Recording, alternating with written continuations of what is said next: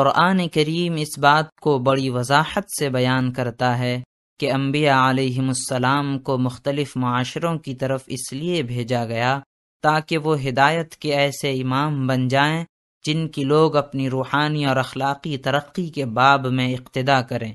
اور قرآن کریم ساتھ ہی یہ بھی بتاتا ہے کہ اللہ نے ان میں سے ہر پیغمبر کو کوئی نہ کوئی مادی معجزہ دیا تھا اور ان سب کو انسانی معاشرے کی مادی ترقی کے لیے معلم اور استاد بنایا تھا۔ مطلب یہ ہے کہ وہ انسانی معاشرے کو یہ حکم دیتا ہے کہ وہ اپنے مادی اور معنوی تمام امور میں پیغمبروں کی مکمل پیروی کریں۔ قرآن کریم جب انبیاء کے روحانی کمالات کے بارے میں بحث کرتا ہے تو اس وقت انسان کو ان خصال حمیدہ سے زیادہ مزین ہونے پر ابھارتا ہے